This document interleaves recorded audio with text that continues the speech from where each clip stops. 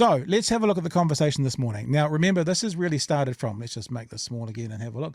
This is really started from the conversation, meaning of the conversation, and the article that was written by Dr Suze Wilson over Luxon's dilemma, when politics and morals don't match in response to the overturning of Roe versus Wade. I'm fascinated to see some of Luxon's people here. I'm sorry, Luxon's people, slip of the tongue. Some of Plunket's people here, because what I would really like you to do is message me on the chat with what I've said that's wrong so far. Message me with the hole in my argument. I think you'll struggle personally, but go for it. Message me in the hole that you've heard in my synopsis so far, and Chewy's synopsis so far, of what Mr Plunket's all about, what he says and what he does. I genuinely, I want to hear it. And, you know, even if it's got sweary words in it, we'll probably share it. All right. So here's the conversation from this morning. One thing you need to know, which funnily enough, the platform cut out, was... it's a subtle edit, though. Oh, it's a subtle edit. Barely tell. Is that the producer for the show phoned Suze Wilson. Suze said, oh, look, I don't have time. I'm just on the way to, it was a meeting or work or something. And then the next thing happened was Suze's phone rang, and it was Sean Plunket phoning her live on air. So she had declined the interview, and then Plunket phoned her live on air. The bit that they've cut out is the part of the conversation which Suze told me about, probably still on their website, I guess, where she goes, is this live on air? But you haven't asked my permission to go live on air. And so that bit's, funnily enough, that's left out. I wonder if it's left out because it's bad form. Don't know about that. But let's have a listen. I'm trying to get hold of Suze Wilson, who is a management lecturer at Massey University. Can I say something else actually about technical thing? Hey, the platform, can you fucking get rid of those fisheye lenses? You look cheap and shitty. Like, for all the investment your investors have done, it looks horrific. Your actual technical skill set there and your layout is utterly shite. I'm doing this in the basement of my house with a 4K camera that looks 1,000 times better than what your shitty fisheye lens looks like. Sorry. And it's basically written a hate letter to Chris Luxon and a love letter to Jacinda Ardern. I have your informed consent now? What was that? You do now, Thank but you. I've had to ask for it, which is not actually how it should work. Okay.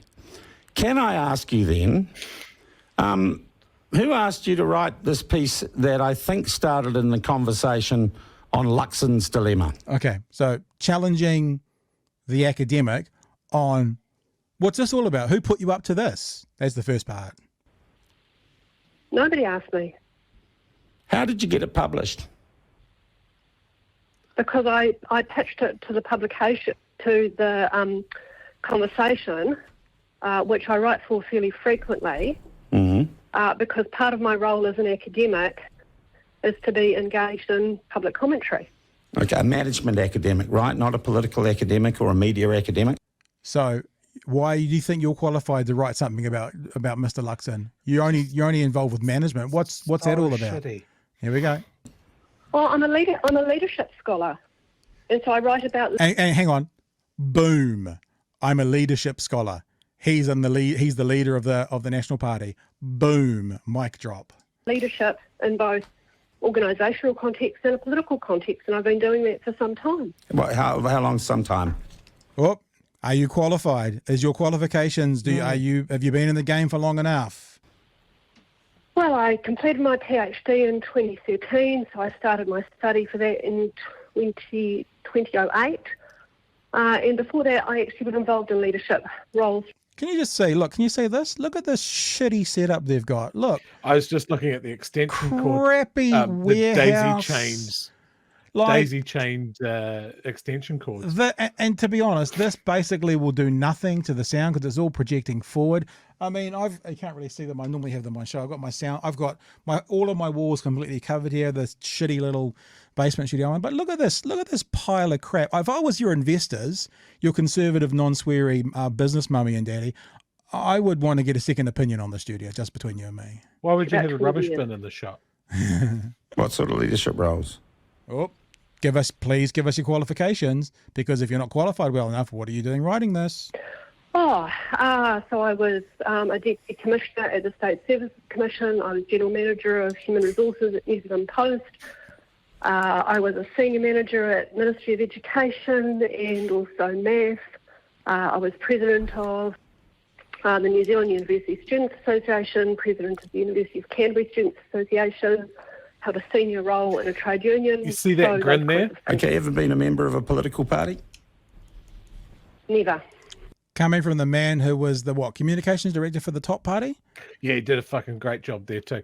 2.2%, I believe. But hang on. I mean, I would assume, now this is an assumption, that if you're the director of a political party, chances are you were a member. Do you think you could be a director? You mean maybe not, but someone who has public and definite allegiances to political parties, questioning someone else on their political allegiance like it's a weapon. Like, I'm going to weaponize this because if you're a member of the Labour Party, we're not going to take it seriously from someone who has worked for, been paid for by political parties. Wind it back a little bit and look at his reaction when she says she was involved in student politics. Yeah. Canterbury Students Association. Yeah. Held a senior role in a trade union. Smarmy so prick. those kinds of things. Okay, ever been a member of a political party? Never. Never. Wow, trade unionist, student politician, never been a member of a political party. Also worked in management for more time than I ever worked for a trade union. So don't make assumptions on the basis of the You've written your piece have. largely based on the Roe versus Wade hysteria. Now, Chewy, I'm obviously operating the system here. Just, I want you to be a little bit more cognizant of this than I am, and we'll check it at the end. I'm not saying necessarily exacting times. So really the interview hasn't started yet, right, about the actual conversation. No, this is an interrogation. Yeah. Just take a mental note, make some notes down, jot some times, whatever you want to do while I'm pausing and that kind of stuff, for how long he talks versus she talks on the free speech channel. The thing that the platform does is they say, well, come on and debate us. Come on, if you have a view that's different, that's fine. Come on and talk about it. Think about, forget the platform, forget Sean Plunket. Think about having a conversation in a pub with someone like this. Would they be having a conversation with you from a different perspective, or would they be berating you and trying to shout you down? Just think about it from a personal perspective and see what you think. Area that has affected New Zealand. Are you aware of the clear and unambiguous comments made by Christopher Luxon regarding the status quo on abortion law settings in New Zealand? Yes, my article talks about how emphatic he's been in making those statements. Yet you still say he has a dilemma. Why? Because there's an obvious dilemma for a pro-choice person having to support abortion laws in New Zealand. And for someone that is supposedly politically neutral, that definitely sounds like some editorializing in his questions there. Well, the other thing is, the dilemma is, one of his dilemmas is, because he has denounced this. So this is the thing, right? This is why now Sean Plunket's being disingenuous, right? Because if Jacinda Ardern said something before the next election, he would not be saying, well, she's unequivocally said it, so we have to believe her. He'd be going, I don't believe her. I don't believe she's going to stick by that, because that wouldn't suit his political narrative. So if you're not going to allow it for, it's the hypocrisy of what will happen. Right, so what he's basically saying is, Mr. Luxon has said it, so you must trust him. If you don't trust him, then you're just doing a hit piece on him. I guarantee you there'll be times when now in the next election where he won't trust, he won't believe something that the left has said will or won't happen after the election. I guarantee it. In fact, I'm willing to put a slightly high wager on it. He has a dilemma because his personal position is that he's anti-abortion. He's on record as accepting that a pro-choice position regards abortion as tantamount to murder. He's on record as stating that his faith is very important to him, and he's on record as also stating that he doesn't believe that matters of faith, that politicians should impose those issues on the wider public. So I don't see any dilemma there. Mate. Well, if you'd let me explain, the difficulty is that he's now prepared to put aside all of those issues on the basis of understanding that there just simply isn't public support for his position. And so what that shows us about his character is that he's more swayed towards a pragmatist position rather than a values-based position. That's not a dilemma, that's Now, a of course, position. Well, are you going to let me explain He's or not not? even Because I do listening. need to actually get to my meeting, and I think we're at our 3 minutes anyway. Carry on. Oh, so you're going to let me explain. Okay. So what he's done is he's made a series of statements which show overall that he's more of a pragmatist position than a values-based position. Now, no leader is going to be solely one nor the other, okay? And no person is going to be perfect. And politics is complicated. All of that really matters. But the dilemma is that he's shown to us that he is very quick to set aside something that presumably is a strongly held personal belief because of what is politically tenable. And that therefore Bingo. raises the question that if the political landscape changes, will his position on abortion laws change? And then in my article, I cite a range of evidence that shows that we should not assume that the political dynamics in terms of people's attitudes toward these things will not in fact change. So that was actually quite a, let's be honest, he gave her a good amount of time there to answer. Yep. And it's very clear what she's saying is, and this is clear in the article, that he's made his position, his pragmatic position now based on what is tenable in society, what we society think. If society shifts, and if society was to become more conservative and more say that they would like to see some restrictions on abortion in New Zealand, then his dilemma is, would he shift with it? So it's quite a simple concept. Yeah. And I think it's perfectly fair that Mr. Luxon's being pragmatic right now based on populist politics, based on the population saying, don't you dare go near abortion. If when he's the leader, the population was to change that position, the society was to be more welcoming of a more conservative view, his dilemma is, would he then change his view? Now, I don't know whether Plunket's not getting it or just playing games, but that's crystal, yeah? Yeah. I mean, we've talked about this a couple of times, as politicians take positions and then often they review them, often when they're out of office, and they go, hey, look, I was wrong on this. I was wrong on marriage equality. I was wrong on this, that, and the other thing. There's nothing wrong with being a pragmatist as a politician. The problem is when you try to have a bob each way and go, I have deeply held beliefs and I have very strong beliefs that this is the very strong thing I believe it to be. And then literally, a couple of weeks later, you're like, well, I'm still not going to do anything about it, though. He can't review it and say, hey, look, I've listened to what the electorate have said and I understand the position that puts me in. I'd have more respect from him if he said that. Yeah, I agree with him. I think we've said it many, many times. People like John Key and that who kept I personally benefited from interest-free student loans and working for families, but I would have respected John Key more to come in to actually be honest and say, these are not national policies, we're getting rid of them. But he had to play the populist game, and I respect him less for it because he wouldn't actually go, well, this is what National stands for, this is what Labor stands for. If you want that, vote Labor. If you want this, vote us. He basically adopted a bunch of Labor policies because he wanted to get in. And I have that exact problem with Labor now, is that I want them to be more Labor instead of where they are in the middle, where they're like, well, we're a bit Labor, but we're also a bit national. Vote for us. And let's keep going on this because we are going to be here. We definitely don't want to be here beyond midnight. We've still got the interview to come, and I'm cool with that. I'm absolutely fine to leave it running and keep on going, but let's keep going with the Inquisition of the Hour, because it kind of starts now, I think. It seemed to me, to be honest, Suze, any different than the Prime Minister's ambiguous stance on marijuana law reform. So this is now called whataboutism. Yeah, I mean, that's a really good point what about, but hang on. What about what the Prime Minister said? And why didn't you write about this in your article? And the reason is that wasn't the topic she was writing about. She was writing about the dilemma for Luxon. He brings up Nanai Mahusha later on. What about? But he wasn't writing about Nanai Mahusha. Issue where she was exactly the same as Luxon. No, she wasn't exactly the same, and let me explain why. So firstly, abortion versus marijuana are not matters of the same moral weight.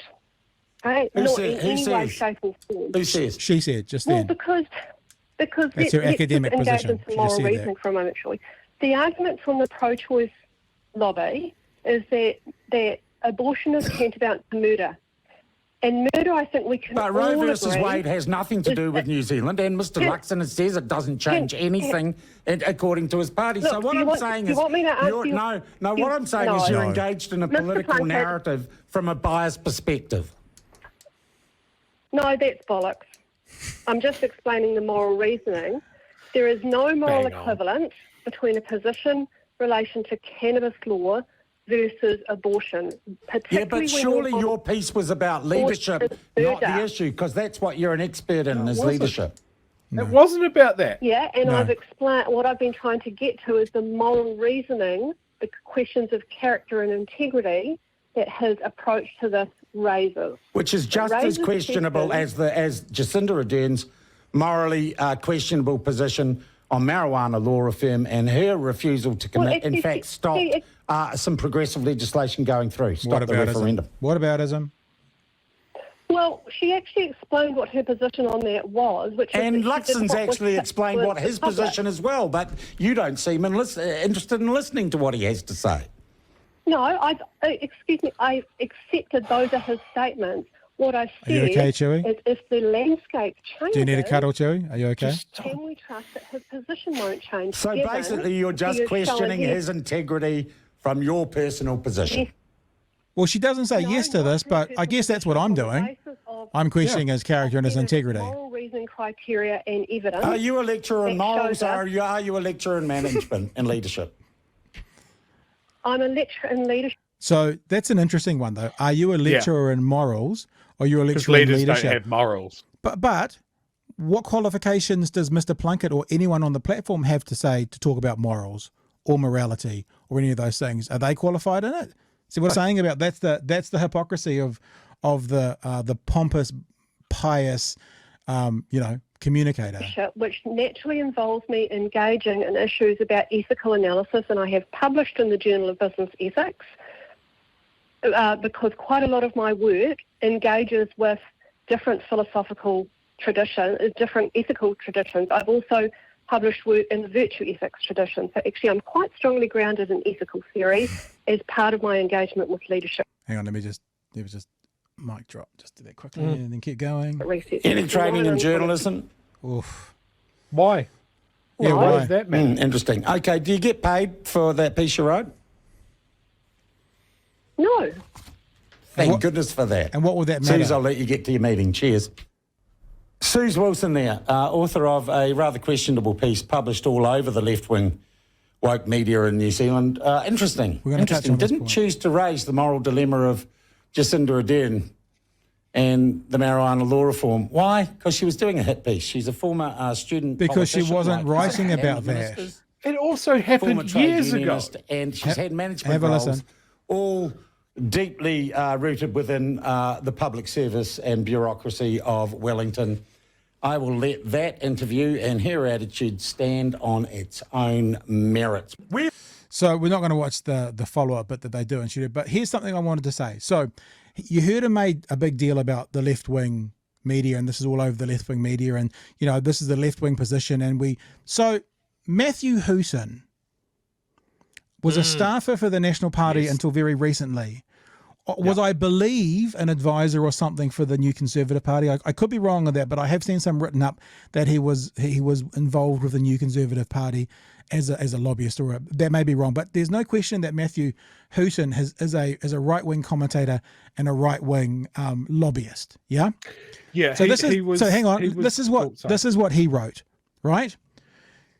Remember what we've talked about. We've been a bit more abrupt with this, saying that we figure that if you are not trying everything you can to stop murder, you must be pro-murder.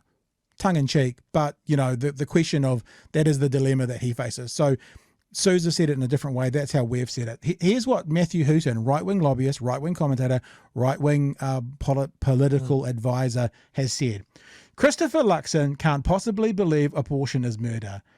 If he does, he's a moral cretin, if not for the belief itself, then for failing to act upon it. If you think abortion is murder, you don't devote your life to selling deodorant in Canada or bums on seats in New Zealand. You immediately act to stop it. Matthew Hooton is a woke left-wing lunatic, according to Sean Plunket, because maybe arose by any other name, i.e. with different words. He's saying exactly what she said. She's saying exactly what we've been joking about for most of the week to do with Christopher Luxon being pro-murder. And it's the outlier here is Sean Plunket. Yeah, like there's so much wrong with that ambush. There's so much from both just a fairness, free speech point of view, from a broadcasting standards, from a veteran broadcaster point of view. I have a serious dislike for just terminating the phone call and then going to editorialize what you think of this woman who just got called up out of the blue while she's trying to go to a meeting. Rather than going through channels and going, hey, I'd like to have a chat about this article. When's a good time? We can do a pre-record, whatever. There's just so much wrong with it. It's like he's an onion made of shit. Just every layer you peel off, it gets shittier. Like, and honestly, I have to say, it's not because he's blocked me on Twitter. That is hurtful, but I've put that aside. That's a bit of a problem around free speech, isn't it? He's stopping just a little bit. And if I remember rightly, it goes back to him being the media advisor for Top. And I think I read, because I thought Top had some good ideas. And I think I reached out to him and said something going, you are just screwing up every message that they have by being yourself. Well, I wonder if it's because he wasn't getting paid by the government in his 2 jobs that have given him all his profile. That maybe, I mean, he worked for ZB for a while, didn't really seem to work there. He worked for, I think, Radio Live or Magic Talk for a while, didn't really seem to work there. So he started his own thing. It seems to me, and this is conjecture, but that the time he's found success is when he's been on the public teat. And he's just surrounded himself with other people that have been sacked from things. Let's have a look at a couple of things. Yeah, then we're going to go on to the interview, and I'm not sorry at all because I've enjoyed this out immensely. Funnily enough, though, just to say, we haven't had anyone come in and point out any of the holes in my argument yet, Chewy. I'm inviting that. I'm inviting people to point out the holes in my argument. Haven't had that yet, but. There was Twitter went a bit crazy today. In fact, it's still going crazy right now. My phone's buzzing all over the place. I'll just bring the screen back up again. For people who are messaging both in support of the Sean Plunket situation and in support of Suze Wilson as well. I mean, Suze Wilson put out a tweet today, which I actually think was one of the sort of saddest indictments of, what Sean Plunket did. I'm just seeing if I can find it. I didn't have it loaded up. But basically she said, look, you work all your life, you pay all your bills, you pay all your taxes, you get qualified, and then you get told you're a virus that needs to leave the face of the planet. I'm just like, But what I wanted to do was just say, I just grabbed a couple of examples, because I think I say in this conversation with Suze, which we're going to play next, that the audience that Plunket is going for are the QAnon people. I'm not saying everyone who listens to Sean Plunket isn't QAnon, but they're the anti-vaxxer, hate Jacinda Ardern, QAnon part, and the thing is they're also easily monetizable because they're not very smart. I thought what I'd do is just grab a couple of people who have liked the tweets that have gone out supporting Sean Plunket, just to have a look at who he is, who is he pitching to. Here's one, and this is public domain because it's on Twitter. His name is Claude. He's a patriot, a Christian with pro-life values and a free thinker. Hate progressive. He's a free thinker. I'm a free thinker, but I hate progressive and liberal politics. But I'm a free speaker and a freedom junkie. And if you go through the feed of this random person I've selected, who is the people that Sean Plunket is pitching to, it is full of people faking photos between Zelensky and that Cassidy Hutchinson, I think her name was telling lies to the select committee. This person works in a troll farm. So, and then I just picked another one at random. This person is called Dr. Salty Kiwi, Free Israel, Resign Jacinda, Co-governance apartheid, end male food poverty. I'm not sure what that one is. And it's all the same. I don't know. Maybe his missus isn't feeding him enough if he's indeed got a missus. He might be an incel. But the first kind of tweet here, the first thing about the new Maori Health Authority is they changed their name, fucking Muppets. So So you don't take it too seriously, people who have sprang up to defend Suze. Those are the people that Sean Plunket is speaking to.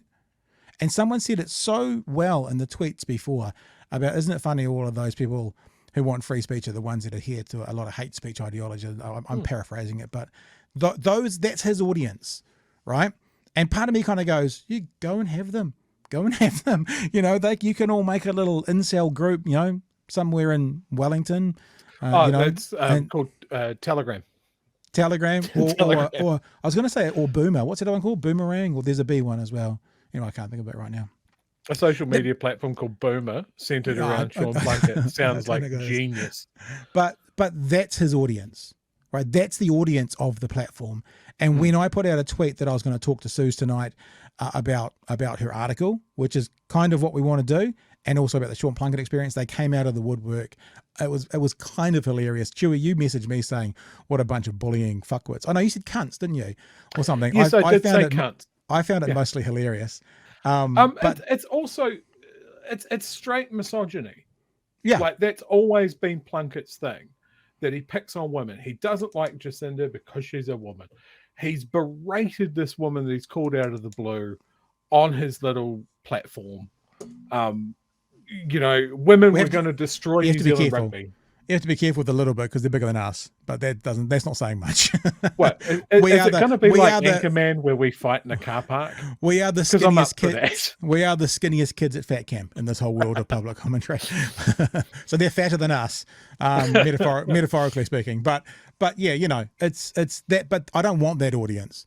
You know, like we've said about Mr Luxon when he had those racist statements on his Facebook page, and he came out going, "Oh, they weren't even saying anything anti-Māori. They were saying it towards me, and they were saying it to you, Mr Luxon, because you're married, because you used Māori, because you spoke the Māori language, so they attacked you. If you hadn't spoken the Māori language, they wouldn't have attacked you. So what they're doing is attacking the Māori language that you used." The only correct response from that is for Mr Luxon to go, "If you truly believe that Te Reo should never be spoken in this land, then National does not want your vote." But know what that is?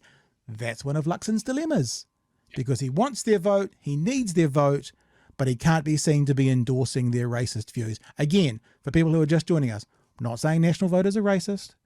I'm saying if you're a white supremacist, if that's your ideology, if you're someone that thinks the bloody Maoris are getting too much or whatever, then the likely place you vote is on the right. You don't get too many people who are anti-co-governance on the left so much. I mean, you do, because it can come down to assets. And there's actually some good arguments for there, but it's not the arguments that people like Sean Plunket and his followers are typically putting out there.